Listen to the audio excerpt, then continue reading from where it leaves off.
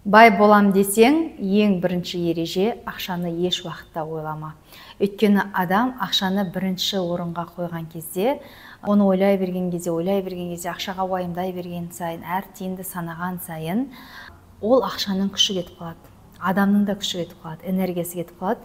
Вадим Зеланд айтады ғой, избыточный потенциал. Кез келген ол ақшаны да алмасақ та, басқа бір затты ойлай берген сайын, оның энергиясы төмендей береді. Сол себептен ол біздің өмірімізге тартылмайды, иә.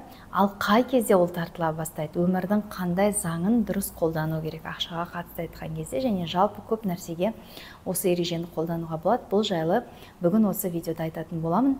Армысыздар достар, сіздермен әдеттегенше Адияр Алпай каналыма қош келіпсіздер. Бүгін сіздермен өте тамаша тақырыпты қозғайтын боламыз. Сондықтан да каналыма жазылып, лайк басып, комментарийларыңызды жазып, осы видеоның соңына дейін қарауға кеңес беремін. Өте көп жақсы тамаша инсайттар алатын боласыздар. Ал мен бүгінгі видеоны бастаймын.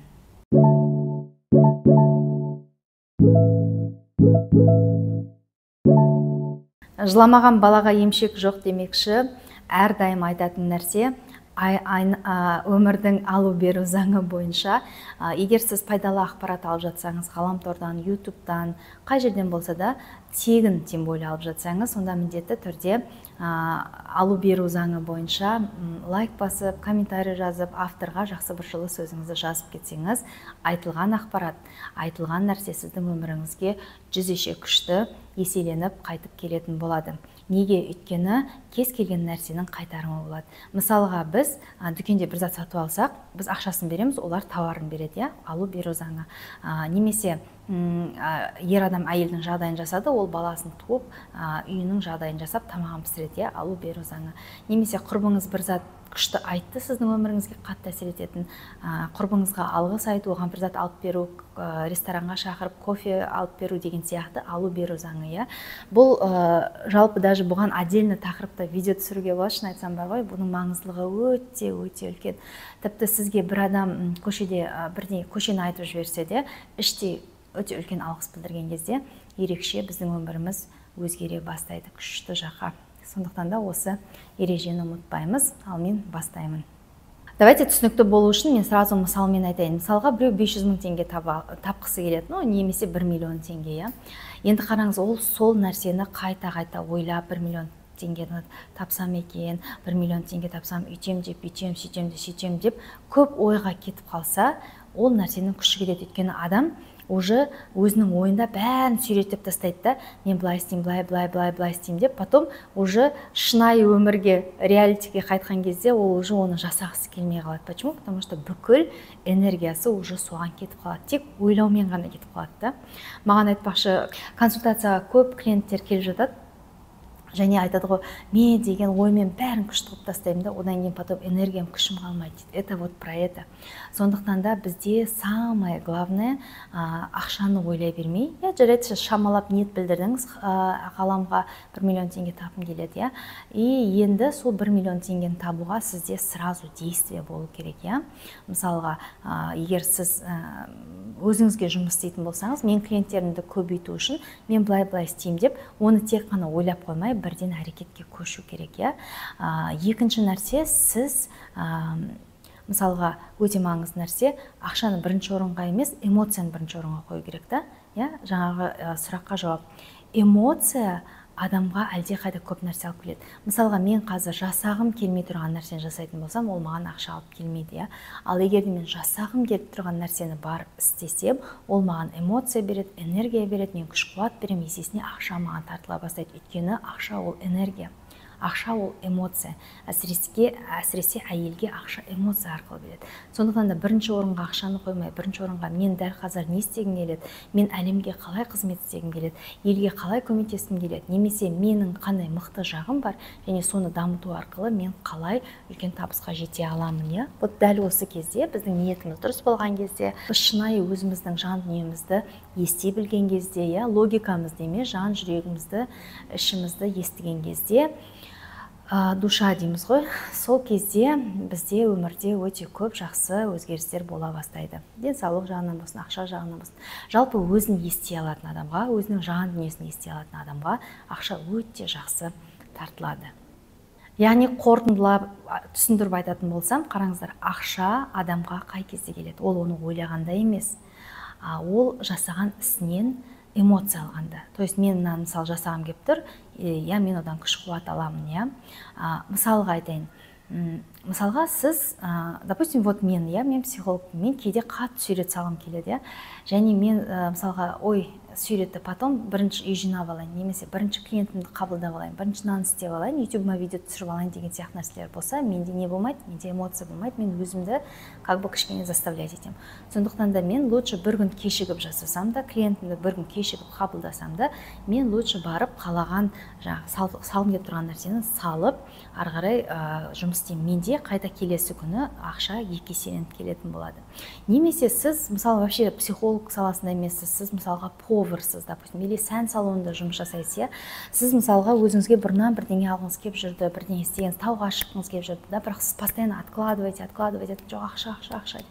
Ешқандай эмоция алмайсыз да, как будто бір өмір күнделікті бір сарынды сияқты. Дәл сол кезде бір күн өзіңізге рұқсат беріп, соны жасап, үйдің жұмысы еш уақытта бітпейді, қыздар. Тамақ та оны постоянно жасайды адамдар, Лучше сол нәрсені делегировать етуге барынша атсалысу керек, Мысалға, мен оны нәрсені онша жақсы көрмейтінмін, сондықтан қазір өзіме көмекшілер алдым, Өйткені мен өзімнің сүйікті ісімді жасаған маған әлде қайда ұнайды, ол маған эмоция, ол маған энергия сыйлайды, Поэтому ең әуелі сразу оның бәрі сразу болмайды, бірақ постепенно мен сондайға жетіп келе жатырмын ғой, одан да күшті жетістіктерге жеткім келеді, Неге? Өйткені мен постоянно өзімнің жан дүниемді тыңдаймын, эмоцияны тыңдаймын. Бұл жерде қыздар айтуы мүмкін, біз сіз сияқты өзімізге өзіміз жұмыс істемейміз ғой, күн-түн жұмыстамыз. Ну что, күн-түн жұмыста болсаңыз, жұмыста обед уақытыңызға өзіңізге парикмахерге барып келгіңіз келіп жүрсе, соны жасап келіңіз, допустим, бірдеңе бір сатып алғыңыз келіп жүрсе, соны жасаңыз. Или, допустим, бұрыннан бері бір қол өнеріне балғыңыз келді, бірақ жасамай жүрсіз, или бір курс алғыңыз келді, или ағылшын тілін бастағыңыз келіп жүр, но не начинаете, постоянно бір қу тірлік, ол бітпейді. Мен сіздерге сразу айтайын, пока сіз бастамағанша, ол нәрсе барлығы сіздің қолыңызда, Алла тағала айтады, мен саған барлық мүмкіндікті беремін дейді, бірақ сен оны қолдана аласың ба, сен өзіңнің уақытыңды дұрыс басқара аласың ба, сен өзіңді ести аласың ба, вот соған байланысты деп айтады, Сол себептен де все в ваших руках. Алла тағаладан тек бізге беретіні көмек постоянно, Бірақ сен дұрыс жолға түсе алмасаң, өзіңді ести алмасаң, онда сен өзіңнің сабағыңды дұрыс өте алмайсың деген сөз. Ты себя не слышишь. Поэтому ең бірінші әйелге эмоциясын тыңдау керек, энергиясын дұрыс қолдану керек, ары-бері шаша бермей. Сол кезде біздің табысымыз еселеніп отырады.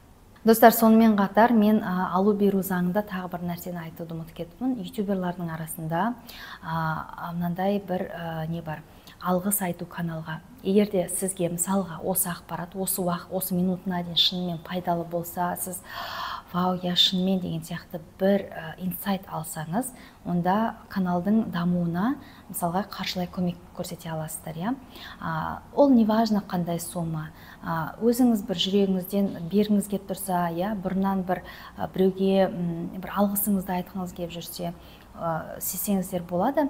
Дәл сол кезде сізде алу беру заңы бойынша кәдімгідей энергия дұрыс жұмыс жасайды. Почему? Потому что бізде былай болады ғой, бізге всегда кажется, что нам кто-то обязан. Менде даже кейде комментарийға жатады, мынаны бүйтіп сразу айта салмайсың ба 2 минутта, мынаны сөйте салмайсың ба, бала позициясындағы адамдар. Неге адамдар өйтеді? Өйткені оларға кажется, что все в этой жизни им обязаны. Барлығы міндетті сияқты, күйеуі міндетті, анау әке-шешесі міндетті, туысқандары міндетті, жоқ. Ешкім сізге ештеңе міндетті емес.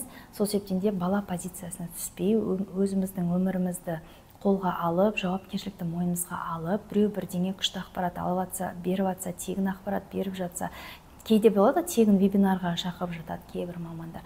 Дәл сол кезде өзіңіздің міндетті түрде алғысыңызды аямаңыз. Каспи номер осында, алғыс деп жаза салсаңыз болды, бізге түсінікті болады.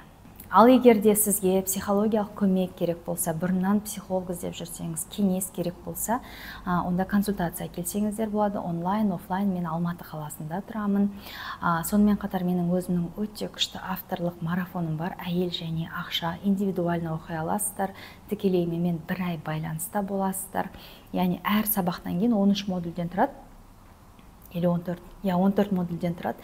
Каждый модульдан кейін тапсырма беріледі, сол тапсырманы орындайсыздар, маған жібересіздер, жеке номерімді менеджерлер сізге айтады.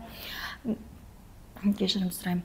Одан кейін барып сізбенен тікелей жұмыс жасайтын боламыз. Сабақ телеграмда қыздар видео андай емес па деген сұрақтарыңызды қоймаңыздар, өйткені ең оңай формат сізге де маған да, оның үстіне аудио формат, ол всегда жеңіл қабылданады. Видеоға қарағанда ойы көп бөлінеді адамның түріне, сөзіне, мимикасына.